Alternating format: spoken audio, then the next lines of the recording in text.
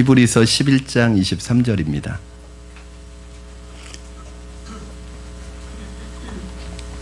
히브리서 11장 23절 말씀, 한 절 말씀입니다. 저와 여러분 한 목소리로 우리 함께 합독하도록 하겠습니다. 히브리서 11장 23절입니다. 네, 자막을 보여주시기 바랍니다. 네, 우리 같이 함께 읽도록 하겠습니다. 시작. 믿음으로 모세가 낳았을 때에 그 부모가 아름다운 아이임을 보고 석 달 동안 숨겨 왕의 명령을 무서워하지 아니하였으며. 아멘. 그리고 한 가지 주보에는 없는데 광고 하나 더 드리겠습니다. 저희가 매년 5월 달에 정교인 야유회를 이렇게 다녀왔는데요. 올해는 좀 저희가 준비가 좀 늦게 시작을 해가지고 이제 준비하다 보니까 장소적인 어려움도 있고 해서 이번에는 또 첫째 주에 하긴 너무 빠르고 둘째 주에는 또 어버이 주일이 있고 셋째 주에는 또 뭐 연휴가 있고 그래서 이번에는 저희가 정교인 야외를 가지 않도록 하고 좀 순별로 소그룹별로 이렇게 개인적인 시간을 좀 가지시고 내년에 잘 준비해서 여러분 모시도록 하겠습니다. 좀 양해해 주시기 바랍니다. 오늘 다음 세대 주일로 여러분 지키고 있습니다. 오늘 우리 시대의 가장 큰 문제 중에 하나는 바로 가정의 붕괴입니다. 세속화, 물질화, 비인간화 시대에서 사탄이 최우선적으로 공격하는 전략지대가 있는데 어디냐? 바로 가정을 공격하고 있습니다. 가정을 파괴시킬 수만 있다면 사탄은 자신이 하고 싶은 일들을 굉장히 수월하게 또 효과적으로 해낼 수 있기 때문에 오늘 이 가정을 사탄은 공격하는 최후의 전략지대로 생각하고 있습니다. 우리가 가정을 믿음으로 세워간다면 오늘날 이 시대에 나타나고 있는 사회 현상 중에 사회 문제 중에 대부분은 아마 해결되어지고 치료되어질 거예요. 그래서 여러분 우리가 나라를 위해서 국가를 위해서 또 공동체를 위해서 해야 될 가장 중요한 게 뭐냐면 내 가정 지키는 거예요. 큰 게 아닙니다.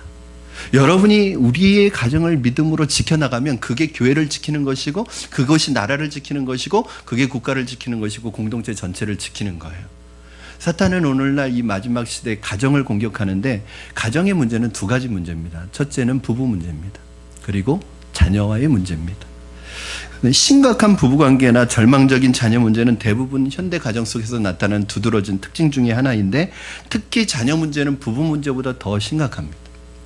왜냐하면 자녀는 나와 피를 나눈 관계이기 때문에 그 자녀와의 관계 속에서 나타나는 문제는 더 큰 아픔을 주고 더 큰 고통을 주기 때문에 그렇습니다. 여러분 대부분의 부모와 자녀 사이에 생기는 갈등들을 목회적인 관점에서 한 5가지로 한번 나누어 봤는데 첫째는 왜 갈등이 생기느냐, 왜 문제가 생기느냐. 첫 번째는 가정의 어려운 가족 구조 때문에 그렇습니다. 이혼이라든지 재혼이라든지 이러한 구조 때문에 부모와 자녀들이 서로 갈등을 일으킬 수 있다는 거예요. 두 번째는 사랑의 결핍도 마찬가지입니다.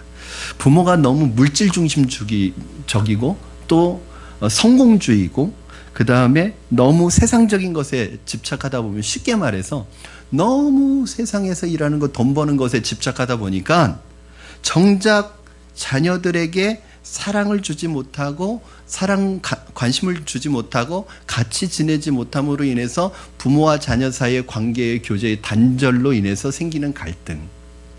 세 번째가 부모와 자녀의 사고 구조와 가치 구조 때문입니다. 이걸 뭐라고 하냐면 세대 차이라고 그렇게 얘기해요.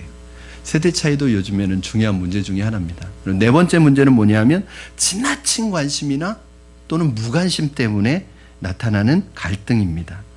그리고 마지막으로 저는 이것이 제일 중요한 원인이라고 생각하는데 영적인 부분이에요. 가장 중요하지만 사람들에게 있어서 가장 소홀히 여겨지는 원인입니다. 영적인 부분이라는 건 뭐냐? 영적인 문제라는 건 뭐냐? 왜 영적인 부분에서 갈등이 일어나느냐? 이게 왜 중요한 원인이냐? 부모가 자녀는 내 자녀가 아니라 하나님의 자녀라는 생각을 하지 못하는 데서 비롯되는 것입니다. 자녀는 내가 낳았지만 내 것이 아닙니다. 내 소유가 아닙니다. 내 자녀가 아닙니다. 하나님의 자녀이고 하나님의 소속이에요. 바로 이것을 잊어버리게 될 때 부모와 자녀 사이에 근원적인 갈등이 시작돼요. 왜? 아예 방향이 달라져 버리거든요. 아예 방향이 다르니까 갈등이 일어날 수밖에 없습니다. 오늘 본문 히브리서 11장 23절을 여러분 한번 보시겠습니다. 히브리서 11장 23절 우리 같이 한번 다시 읽겠습니다. 시작. 믿음으로 모세가 낳았을 때 그 부모가 아름다운 아이임을 보고 석 달 동안 숨겨져 왕의 명령을 무서워하지 아니하였으며. 여러분, 이 짧은 한 구절 속에 아름답고 귀한 부모의 모습을 발견할 수 있고 하나님께서 원하시는 자녀 교육의 원리를 이 한 절 속에서 여러 개 발견할 수 있어요. 사실은 작년 가을쯤에 후반기에 제가 다니엘서 강해를 끝내고 히브리서의 믿음장 11장 강해를 했었어요. 그때 이 부분을 빼놨습니다. 여러분, 그때 히브리서 11장 강의하다가 23장을 빼놓으면서 제가 뭐라고 했냐면 이거 내년 어린이 주일에 할 거라고 설교 했던 거 기억 안 나시죠? 네, 안 나실 거예요. 그 설교예요. 이게 그때부터 준비했던 설교입니다. 그러면 이 짧은 한 절 속에 자녀 교육의 원리가 심겨져요. 이제 매년 보면 다음 세대 주일이나 어린이 주일에 이제 자녀 교육에 대한 설교를 하면 이제 그런 분들이 있어요. 저건 나한테 해당 안 되는 일이네. 우리 청년들, 저건 나한테 해당이 안 돼요, 목사님. 아유, 별로 나에게 도움이 안 되는. 근데요, 우리 교회 청년들은 뭐 거의 집사님이라고 생각해도 됩니다. 왜냐하면 나이가 이제 거의 20대 후반이나 30대가 많기 때문에 들어야 돼요. 지금 들어야 돼요. 고도입니다.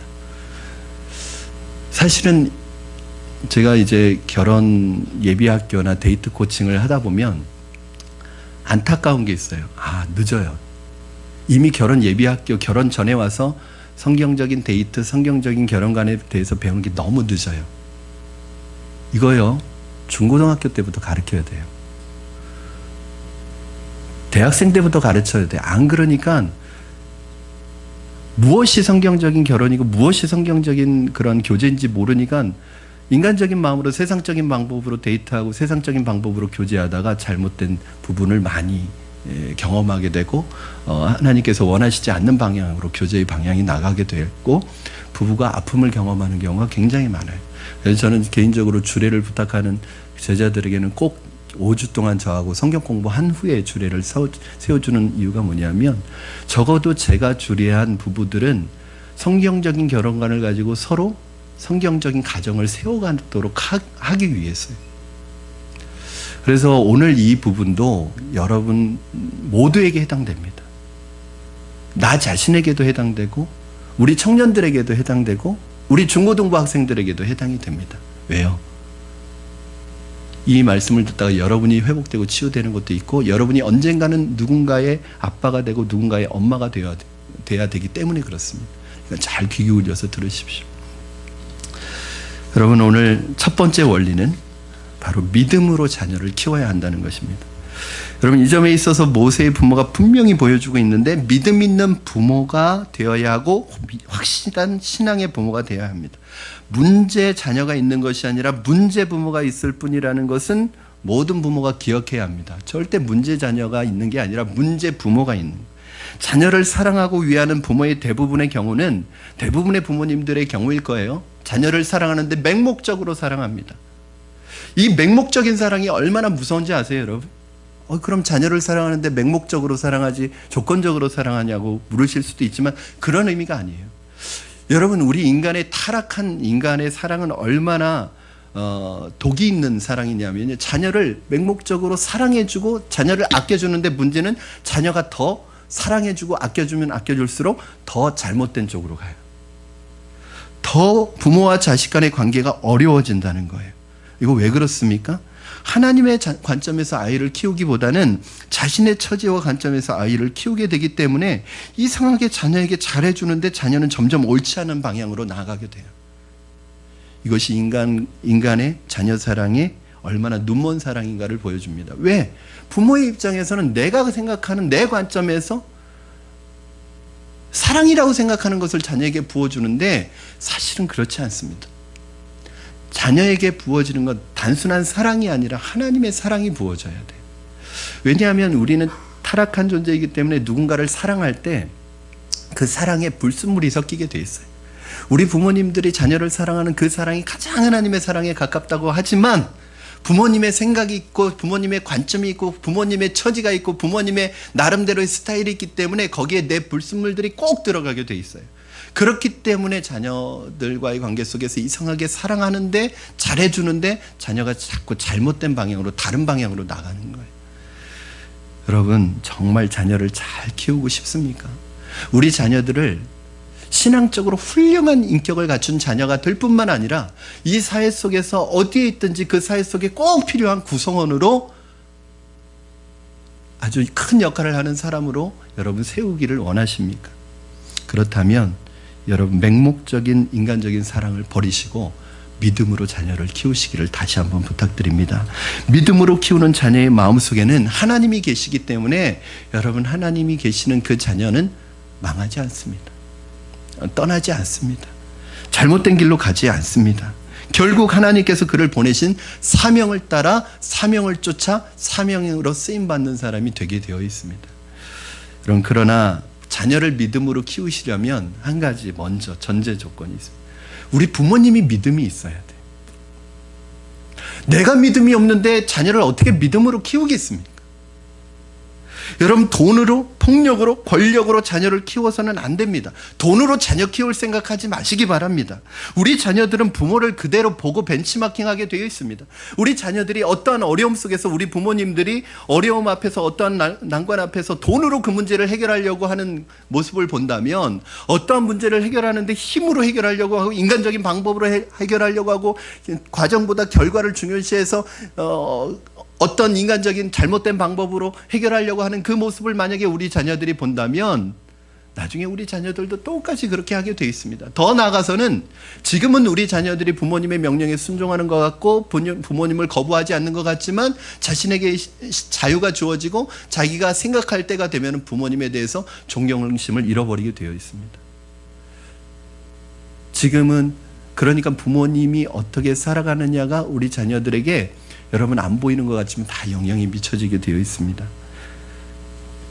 여러분 남은 어떻게 되든지 상관하지 않고 자신만 성공하고 출세하면 된다는 이기적인 모습으로 자녀 교육한다면 우리 자녀들은 정말 자기만 하는 이기적인 존재가 될 것입니다. 그러므로 우리가 어떠한 상황 속에서도 그 문제를 해결할 때 기도하며 하나님이 두려워하는 가운데 하나님의 방법으로 하나님의 선한 방법으로 해결해가는 신앙 인격을 여러분 자녀에게 보여주셔야 합니다. 전에도 한번 말씀드린 적이 있고 제가 자녀 양육에 대한 부분을 말씀드릴 때마다 언급하는 부분이 있습니다. 제 대학교 은사이신 서정인 목사님이라고 지금 한국 컴패션 대표로 계시는 목사님이신데 이분 세 아들이 있습니다. 근데 둘째 아들이 군대 갈 때 그가 어려서부터 목사의 아들로 자라온 아이인데도 이 아이가 정말 이제 군대 보내니까 비장한 마음으로 이 아이가 구원의 확신이 있는지 궁금한 거예요. 그래서 군대 가기 전날 밤 그렇게 얘기했다는 거예요. 아들아, 너 정말 오늘 밤에 죽어도 천국 갈 확신이 있니? 천국 갈 자신이 있니? 너 정말 하나님을 믿니? 이렇게 질문을 했대요. 그랬더니 이 아들이 하는 말이 아빠, 나는 지금까지 엄마 아빠가 신앙생활 해오는 그 모습을 볼 때 엄마 아빠가 우리를 믿음으로 키워오시는 그 모습을 볼 때 나는 한 번도 하나님이 없다고 생각할 수가 없었다고. 엄마 아빠의 모습을 볼 때 나는 하나님이 있다는 걸 누구보다도 확신할 수 있었다고. 걱정하지 마세요. 저 하나님 믿어요. 하나님이 계시다는 거 이미 알고 있어요. 그렇게 대답했다는 거예요. 여러분 부모님의 신앙의 모습을 통해서 우리 자녀들은 하나님을 만납니다. 우리 자녀들이 하나님을 만나는 첫 번째 통로는 바로 부모님을 통해서요. 여러분이 어떤 상황 속에서 어떻게 그 문제를 해결해 가느냐, 인간적인 방법으로 해결해 가느냐, 기도하면서 해결해 가느냐, 정직하게 해결해 가느냐, 아니면 잘못된 방법으로 목적을 위해서 과정은 무시하고 잘못된 방법을 써서라도 그 문제를 해결해 가느냐, 이게 다 자녀들에게 보여진단 말이에요. 여러분 그러면 그것이 다 보여지는데 아무리 좋은 말 많이 하고 아무리 착하게 살아라, 아무리 정직하게 살아라 해도 그대로 살아갈 수 없는 거예요. 결국은 나중에는 부모님에 대한 불신으로 순종하지 못하는 자녀가 됩니다. 오늘 23절 말씀에 보면 믿음으로 모세가 났을 때라는 말씀이 있어요. 그렇죠? 이 표현을 보면 잘 보세요. 자, 23절 말씀 한번 보여주세요. 믿음으로 모세가 났을 때, 이 말은 여러분 모세가 믿음으로 나왔다는 얘기가, 나왔다는 얘기, 출생했다는 얘기예요? 그게 아니라 모세의 부모가 믿음으로 모세를 낳았다는 거예요. 이게 중요합니다. 믿음으로 낳았다는 거예요, 자녀를. 그럼 모세의 부모의 믿음에 의해서 모세가 태어난 거예요. 경건한 부모의 믿음과 기도는 자식에게 응답되는 것입니다. 응답하라 1988이 아니라 응답하라 부모의 기도와 믿음입니다. 여러분, 자라나는 자녀에게 경건한 삶을 살아가는 부모의 믿음을 보여주는 것만큼 더 직접적이고 큰 영향을 끼칠 수 있는 것은 없습니다. 방황하는 자녀에게, 아파하고 고통하는 자녀에게 부모의 믿음과 경건보다 더 중요한 해결책은 없습니다. 더 중요한 예방책은 없습니다. 사랑하는 우리 부모님들, 여러분의 믿음과 경건은 자녀에게 그대로 보여지고 있습니다. 그 모습을 보고 우리 자녀들이 하나님의 사람으로 자라갑니다. 모세가 태어나던 시대를 잠깐 살펴보면 도움이 될 것입니다. 모세가 태어나던 시대는 어떤 시대였냐면, 남자로 태어나면 남자아이는 다 죽임을 당합니다. 그렇게 되지 않으면 남자아이로 태어나는 아이들은 다 나일 강가에 버림을 당해야 되는 그런 시대입니다. 남자로 태어나는 게 죄예요. 남자로 태어난 게 큰 불행인 시대입니다. 남자로 태어났다는 것 때문에 다 죽임을 당해야 돼요. 여러분, 그 시대를 지금과 비교하면 상상할 수 없는 거죠. 자기가 낳은 아이가 눈앞에서 없어지는 것을 봐야 되는 부모의 심정이 어떻겠습니까? 여러분, 이제 그 아이를 낳아서 이제 막 젖을 물리려고 하는데 그 아이를 뺏어가서 죽인다고 생각해 보세요. 그런 시대에 그 모세는 태어났습니다. 여러분, 우리 자녀 양육의 환경이 아무리 나쁘다고 해도 모세의 시대보다 더 나쁘지는 않을 것입니다. 이런 의미에서 우리는 시대를 탓할 수가 없습니다. 교육제도가 잘못되었다고 하더라도, 또 사회 환경이 불공평하다고 하더라도 그것만으로 내가 자녀 교육에 실패한 것을 핑계할 수 없습니다. 여러분, 환경은 중요하지 않습니다. 여러분이 자녀를 양육하는 환경이 아무리 나빠도 그 환경이 문제가 아니라 더 큰 문제는 바로 신앙과 삶이 일치하지 못하는 모습을 보여주는 우리 부모가 문제이지, 환경은 그렇게 중요하지 않습니다. 오히려 어떤 사람을 우리는 존경합니까? 환경이 좋은 사람보다는 어려운 환경에서 딛고 일어난 사람을 존경합니다. 그렇죠? 재벌 2세로 부모로부터 모든 걸 물려받아 가지고 금수저 달고 나온 사람이 존경받는 게 아니라, 정말 어렵고 힘든 성경 속에서도 그 환경을 이긴 사람을 우리가 존경하지 않습니까? 여러분, 그러니까 환경 탓하지 마세요. 이제는 상황 탓하지 마세요. 나는 이게 안 좋고 교육제도가 문제고 내 환경이 문제고, 이거는 여러분에게 핑계가 되지 않아요. 내가 자녀 교육에 실패한 이유가 될 수 없어요. 왜냐하면 아무리 심하다고 해도 모세 시대만큼 이렇게 양육하기 안 좋은 시대가 있습니까? 그런데도 그 시대 속에서 모세 같은 하나님의 사람이 나왔습니다. 이런 의미에서 여러분, 저는 여러분이 삶과 신앙이 일치되는 부모의 믿음과 경건의 모습을 자녀들에게 보여줄 수 있기를 주님의 이름으로 축원합니다. 두 번째는 모세의 부모에게서 배울 수 있는 교육 원리는 하나님이었다는 거예요. 여러분, 하나님의 말씀을 믿었고, 아브라함과 이삭과 야곱의 하나님, 그리고 그 하나님을 믿었고, 요셉에게 주신 그 약속의 말씀을 믿었고, 바라보았고, 그것을 가르쳤습니다. 우리 자녀들을 어디에 맡기고 있습니까? 학교에 맡기셨습니까? 학원에 맡기셨습니까? 어린이집에 맡기셨습니까? 유치원에 맡기셨습니까? 교회에 맡기셨습니까? 여러분, 우리들은 모두가 내 자식 귀하다고 다 얘기합니다. 다 금쪽 같은 내 자식이라고 말합니다. 그런데 문제는 그 귀한 내 자식을 내가 돌보지 않고 남의 손에 키우게 한다는 게 문제예요.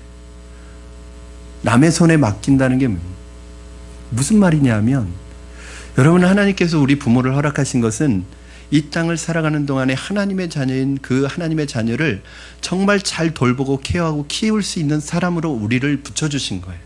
그런데 문제는 그 부모의 역할을 해야 되는 우리는 자녀를 얼굴 한번 보기 힘듭니다.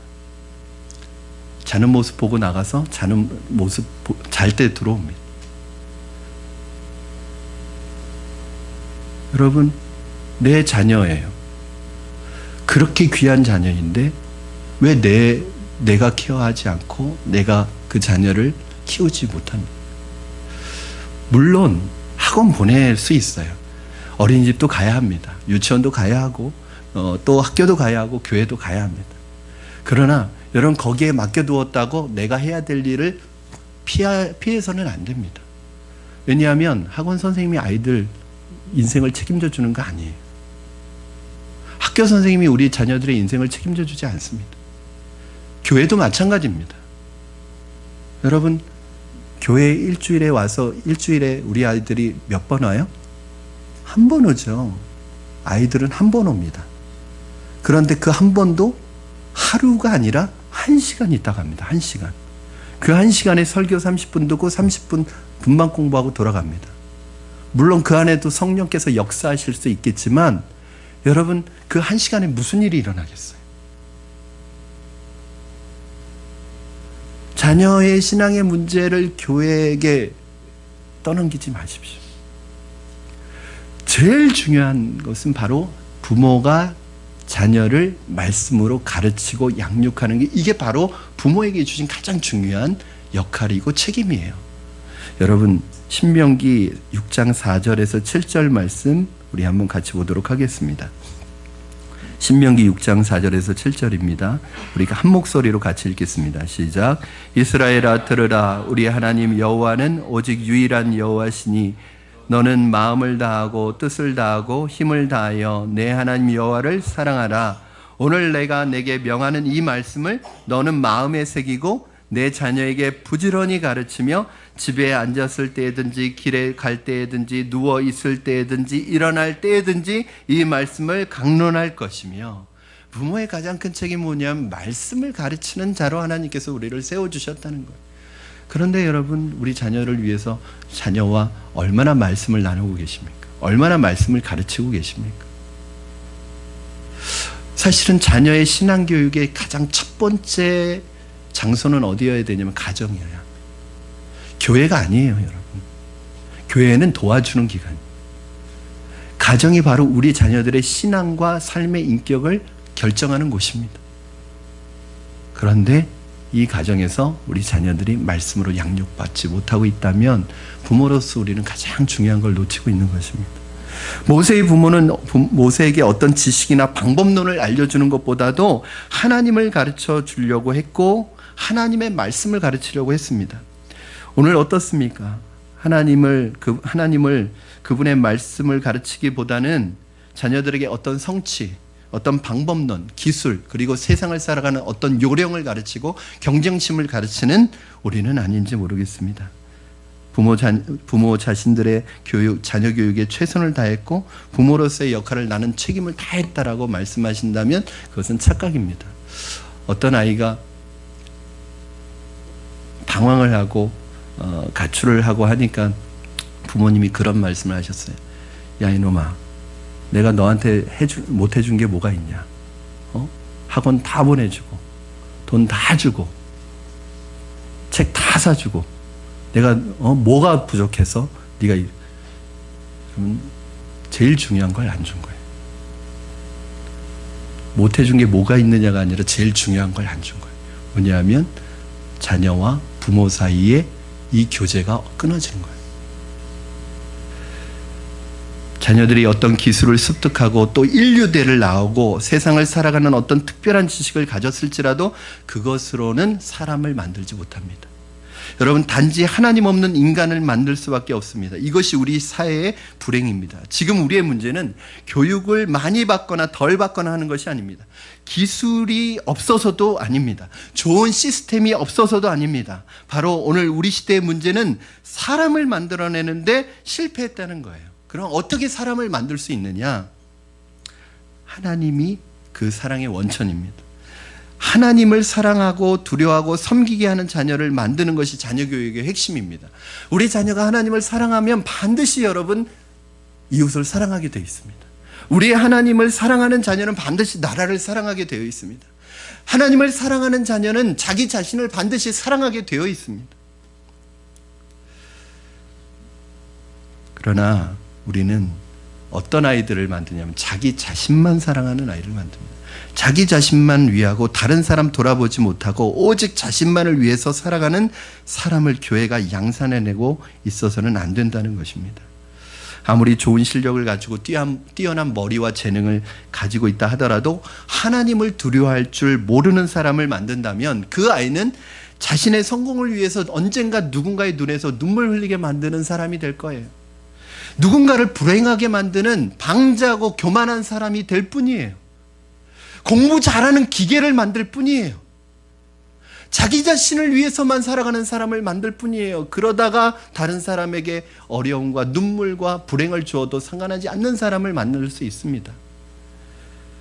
사랑하는 여러분, 저는 여러분에게 다시 한번 부탁드립니다. 우리 자녀들에게 이 세상을 살아가는 방법이나 어떤 처세술이나 방법론을 가르치지 마시고 하나님의 말씀을 가르치는 저와 여러분 되기를 주님의 이름으로 축원합니다.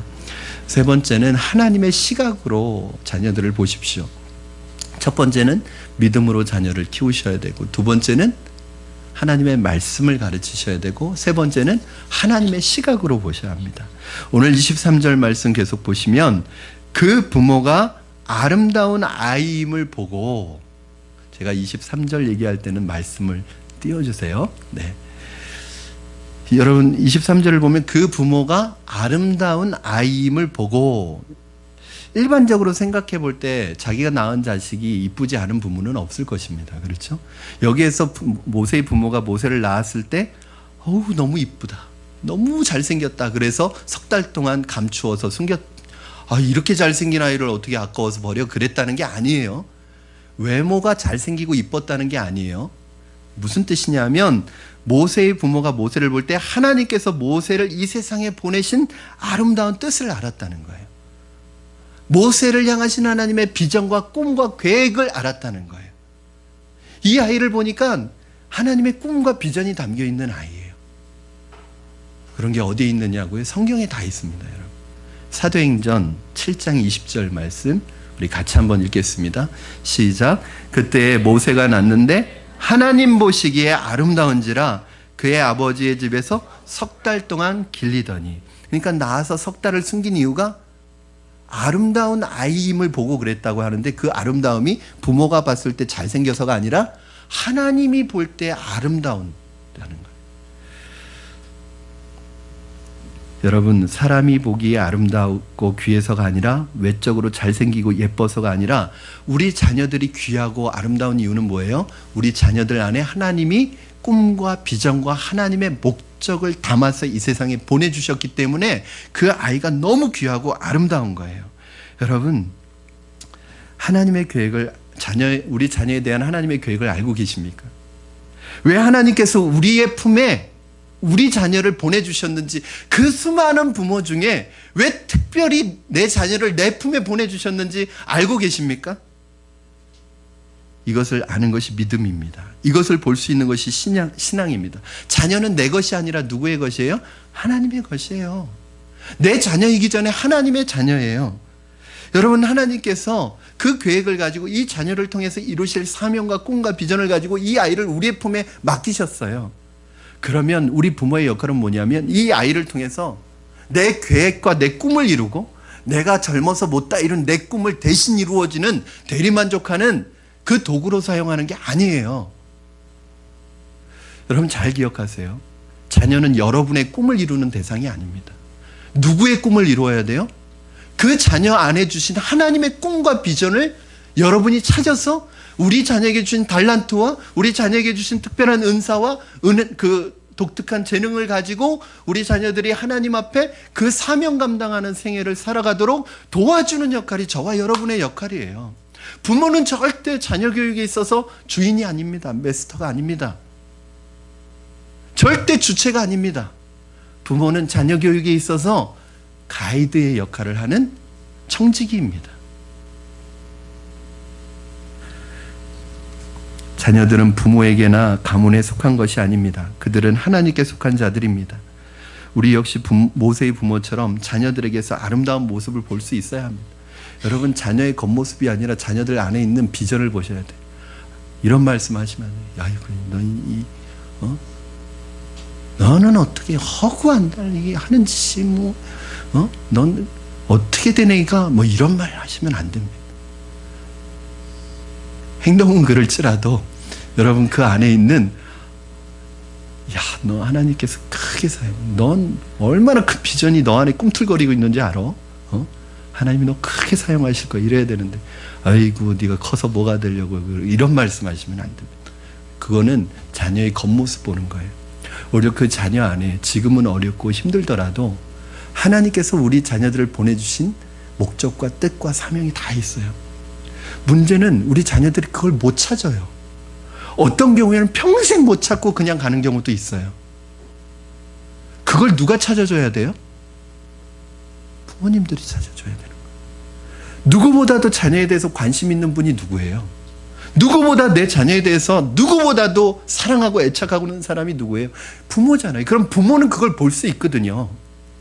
옆에서 그걸 관찰하고 보고 그것을 개발시켜줘서 이 아이가 정말 그렇게 쓰임받는 아이가 되도록 만들어줘야 될 책임이 부모에게 있는데 부모도 자녀 얼굴 보기 힘드니까 이게 뭐가 얘가 있는지 몰라요. 부모가 얘가 뭐가 있는지 모르는데 선생님이 알겠어요? 교회 선생님이 알겠어요? 누가 알겠어요? 여러분 본문에 또 하나의 중요한 자녀 교육의 원리를 발견할 수 있는데 본문에 보니까 23절 보니까 석 달 동안 숨겨 왕의 명령을 무서워하지 아니하였으며 여러분 이 석 달이란 기간은 엄청나게 갈등의 기간이었을 거예요. 왜? 자 이게 누구 명령이냐면 왕의 명령이에요. 그런데 이 명령을 따르지 않으면 어떻게 될까요?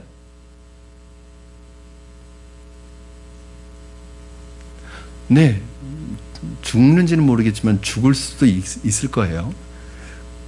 왕의 명령을 어기면 안 되잖아요. 그런데 석 달 동안 숨겼대. 왕의 명령을 거역하고. 여러분 이 왕의 명령이 뭘까요? 그 시대마다 하나님의 백성에게 세상이 요구하는 방법입니다. 그 방식과 문화를 따르지 않을 때 큰 불이익과 손해가 찾아올 수도 있기 때문에 굉장히 두려운 명령이고 요구가 아닐 수 없습니다. 여러분 마찬가지로 우리가 우리 자녀들을 이 세상에서 키울 때 양육할 때 세상의 권력과 힘과 그리고 세상의 문화와 세상의 교육의 방식과 세상의 유행이 우리를 두렵게 합니다. 왜? 내가 다 다른 부모들 다 저쪽으로 가는데 내가 그대로 따라가지 않으면 왠지 우리 아이가 뒤처질 것 같고 우리 아이가 낙오될 것 같고 부모들에게 있어서는 이 그 시대의 왕의 명령처럼 거부할 수 없는 요구예요. 왜냐하면 그 요구에 그 세상의 유행에 우리가 들어가 있어야지 안전하다고 자꾸 유혹해요. 야, 너 말씀대로 그렇게 자녀 키우면 네 자녀가 성공 못한다. 우리에게도 말씀대로 살면 너 이 세상에서 도태될 수밖에 없어. 자꾸 그렇게 유혹해요. 여러분 그러나 그렇지 않습니다. 여러분 부모의 입장에서 이것이 얼마나 두려운 것인지 모릅니다. 그렇다면 이러한 요구가 우리에게 다가올 때 우리에게 도전할 때 우리 크리스찬들은 어떻게 해야 되는가? 오늘 모세의 부모는 왕의 명령을 무서워하지 않고 누구를 두려워했다는 거예요? 하나님을 두려워했다는 거예요. 여러분 이 시대의 어떤 교육의 방식이나 교육의 그 유행이 양육의 유행이 우리를 집어삼킬 때 그것을 거부하고 그대로 가지 않고 세상을 두려워하는 것이 아니라 하나님을 두려워했다는 거예요. 이러한 비슷한 경우를 다니엘서에서 찾아볼 수 있습니다. 세 친구가 왕의 신 앞에 절하는 명령을 어겼을 때 모든 사람은 다 절했는데 다니엘의 세 친구만 절하지 않았어요. 그때 왕이 뭐라고 하냐면 이 세 친구를 설득합니다. 너희가 절하면 너희들 살려주겠다. 그랬더니 이 세 친구가 그 명령에 순종하지 않고 순종할 수 없었어요. 거절하는데 아주 당당하게 정중히 거절합니다. 자, 다니엘서 3장 16절에서 18절 말씀, 제가 16절, 여러분이 17절, 18절은 같이 읽겠습니다. 제가 먼저 읽습니다. 사드락과 메삭과 아벳느고가 왕에게 대답하여 이르되 느부갓네살이여 우리가 이 일에 대하여 왕에게 대답할 필요가 없나이다.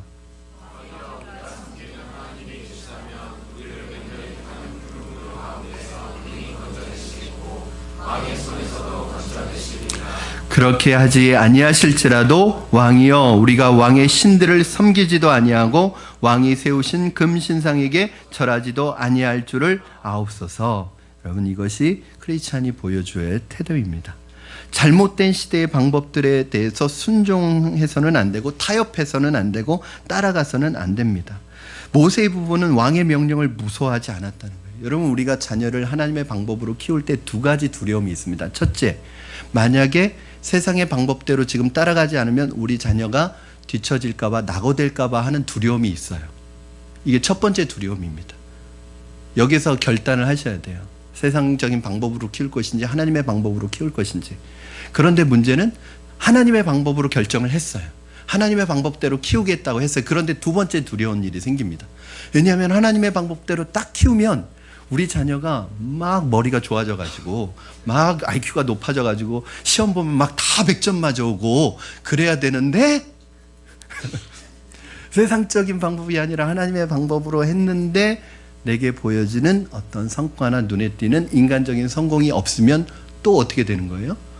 내가 잘못했나 보다. 또 두려워하는 거예요. 여러분, 오늘 이 세 친구가 뭐라고 그래요? 나는 절대 왕의 명령에 순종할 수 없고 신상에게 절할 수 없습니다. 왜냐하면 만약에 내가 절하지 않는 것 때문에 풀무불 속에 나를 넣는다고 해도 전능하신 하나님이 나를 이 풀무에서 건져주실 것을 내가 믿습니다. 여러분, 내가 세상적인 방법이 아니라 하나님의 방법으로 갈 때 당장은 어려움이 있고 불이익이 있고 손해가 있을지라도 하나님은 나를 반드시 세워주실 것을 나는 믿습니다. 이 믿음이 있는 거예요. 그러나 이 두 번째까지 나가야 되는 거예요. 그리하지 아니하실지라도 나는 결단코 하나님을 배신하지 않겠습니다. 하나님을 떠나지 않겠습니다. 여러분, 뭐가 중요한 거예요? 여러분, 우리 자녀들이 여러분이 기대하는 성공을 이루기를 원하십니까? 우리 자녀들이 하나님이 기대하시는 성공적인 삶을 살아가기를 원하십니까? 아니면 여러분이 기대하는 성공적인 삶을 살아가기를 원하십니까? 만약에 여러분이 여러분의 방법으로 여러분의 노력으로만 자녀를 키운다면 여러분의 수준만큼 벗어날 수 없습니다. 자녀들은 여러분의 힘으로 키우면 여러분의 수준을 뛰어넘을 수가 없어요. 그러나 하나님의 방법으로 키우면 하나님께서 다 적절하게 사용하실 거예요. 우리 자녀를 이 땅에 보내주신 목적이 있습니다. 그럼 그 목적대로 살면 되는 거 아니에요? 하나님이 이 땅에 우리 자녀를 보내신 그 목적을 이루면 성공적인 거 아니에요? 여러분, 다 의사 판사가 돼야 됩니까? 다 검사가 돼야 됩니까? 다 사장이 돼야 됩니까?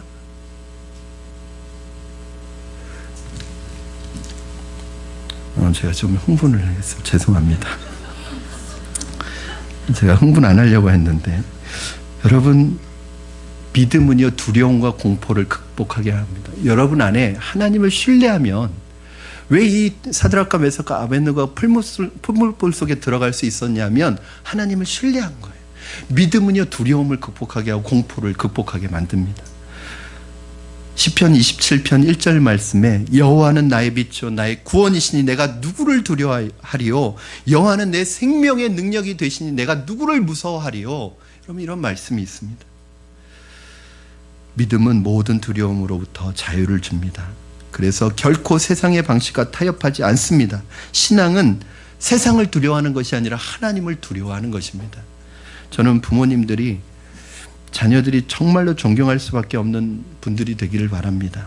그럴 때 자녀들은 순종합니다. 저는 개인적으로 제가 제 자녀들에게 부끄럽지 않은 아빠가 되자는 게 제 개인적인 신념입니다. 적어도 내가 우리 두 아들에게는 부끄럽지 않은 아빠가 되리라. 내가 적어도 우리 다음 세대에게는 부끄럽지 않은 어른이 되리라. 적어도 내가 우리의 성도들에게는 부끄럽지 않은 목사가 되리라.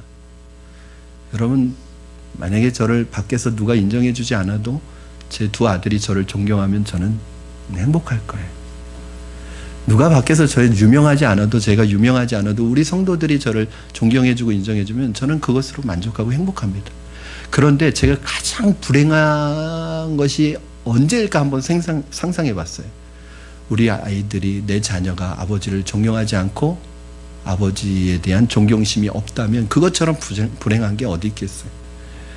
사랑하는 여러분, 저는 많이 가져서 많이 누려서 많이 주어서가 아니라 여러분의 그 하나님 말씀대로 살아가는 신앙 인격 때문에 우리 자녀들이 여러분을 존경하는 엄마 아빠가 되기를 주님의 이름으로 축원합니다. 이제 마무리하도록 하겠습니다. 결국은 여러분, 자녀 교육에 있어서 우리에게 있어서 제일 중요한 건 하나님께 맡기는 거예요. 여러분, 모세의 부모가 결국 석 달 동안 숨기다가 아이의 울음소리 때문에 더 이상 숨길 수 없는 상황이 되어서 갈대 상자에 담아가지고 어떻게 했냐면 나일 강가에 떠내려 보낸 게 아니에요. 어떻게 했죠? 갈대 상자에 담아서 갈대 숲에 놓았습니다. 여러분, 우리도 마찬가지입니다. 내가 할 수 있는 것이 이것밖에 안 되어서 얘가 어떻게 하나님께 쓰임받는 아이가 될까 걱정하지 마십시오. 내가 할 수 있는, 모세의 부모가 할 수 있는 건 뭐였어요? 두 가지밖에 없었습니다. 갈대 상자 만드는 거랑 석 달 동안 숨겨 놓는 거, 이것밖에는 할 수 없었어요. 그러나 그 모세의 부모가 이것 할 수 있는, 자신이 할 수 있는 것 최선을 다한 다음에 더 이상 자신이 할 수 있는 것이 없을 때, 한계를 느꼈을 때, 모든 것 하나님께 맡겼을 때 이 모세가 누구를 만나요? 바로의 공주를 붙여주시고 애굽의 왕궁에서 그 애굽의 왕궁 궁중 교육을 받게 하시고 그 좋은 하나님의 사람으로 준비되게 해주십니다. 우리 부모님들이 스스로 자책하지 않으셨으면 좋겠어요.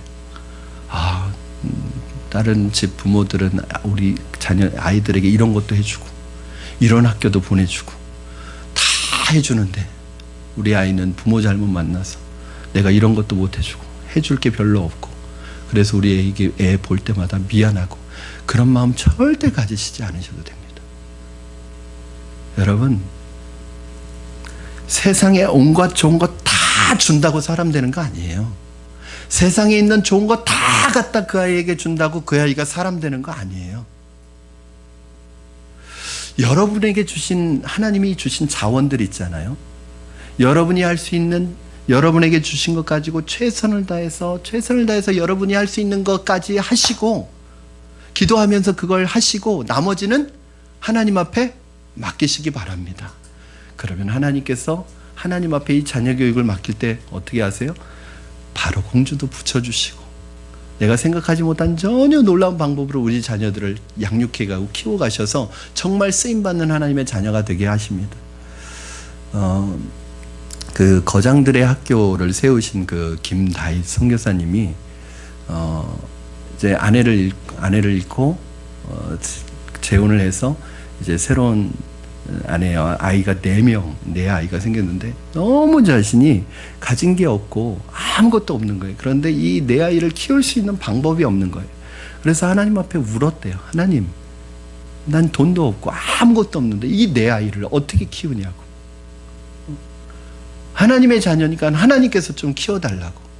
그렇게 하나님 앞에, 왜냐하면 이 아이들 교육 문제가 있으니까 이 아이들을 어떻게 키우겠어요. 그래서 하나님 앞에 기도했더니 하나님이 그래, 과외 안 시켜도 된다. 학원 안 보내도 된다. 내 방법대로 키워라 해서 그 지혜를 주신 게 뭐냐면 성경을 통으로 암송하라는 그러한 마음을 주셨대요. 그래서 이제 그 책이 나왔어요. 마가복음 통째로 암송하기. 그래서 마가복음을 암송을 시켰대요. 여러분, 어른들 머리로는 이게 안 됩니다. 아이들은요, 스폰지가 물을 빨아들이듯이 이걸 암송을 하는데요. 우리 사역반에서는 로마서 8장 하나 암송했는데도 막 머리 붙들고 흔드시고 그러시는데 이 아이들이 마가복음이 복음서 중에서 제일 짧은 거예요. 16장까지밖에 없습니다. 이 마가복음을 암송하는데 영어로 암송을 시켰는데 놀라운 것은 2가지가 나타났대요. 아이들이 기도의 문이 열리고 하나님을 만나기 시작하는 거예요. 말씀 속에서. 그리고 또 하나는 영어가 터지기 시작하는 거예요. 그래가지고 이분이 그때 깨달았어요. 그래서 거장들의 학교라는 이 학교를 세웠는데 이건 철저하게 신앙으로 말씀을 양육하되 영어로 말씀을 암송하게 하고 주님과 만나는 훈련을 하게 하면서 이제 그 필요한 공부들도 하는 학교예요. 그런데 이렇게 키우고 나니까 아이들이 정말 그냥 각 시대에서 각 분야에서 그 시대를 이끌어가는 그냥 위치에 있는 지위가 높은 사람이 아니라 리더들이 되더라는 거예요. 사랑하는 여러분, 말씀을 정리합니다. 내가 내 힘으로 내 생각으로 자녀 키우면 내 수준밖에 못 키웁니다. 내 수준으로밖에 못 키웁니다. 그러나 광대하신 하나님께 그 하나님의 자녀의 방법을, 양육의 방법을 맡기시면 하나님이 필요에 따라서 하나님께서 세워가실 줄로 믿습니다. 말씀을 정리합니다. 여러분, 우리 자녀들을 어디에 맡기시겠습니까? 학교에 맡기시겠습니까? 오늘 이 말씀을 듣는 자녀들 착각하지 마시기 바랍니다. 학원 안 가도 되죠. 이런 말 하면 안 돼요. 학교를 안 가도 이상한 생각하시면 안 됩니다. 학원도 필요하면 가야 되고 다 그것도 필요한 거예요. 그러나 정말 그것이 하나님의 자녀로 세워가는 도구가 되어야지 그것이 목적이 되어서는 안 되는 얘기를 하는 거예요.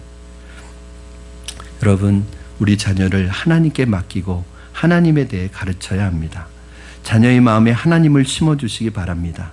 여러분의 자녀들을 세상의 논리에서 해방시켜 온전히 하나님을 생각하면서 자라도록 훈련하고 교육하십시오. 이것이 부모인 우리가 해야 되는 가장 중요한 사명입니다. 오늘 그것을 위해서 우리 자녀를 우리 곁에 주셨고 우리를 그 곁에 붙여주셨습니다.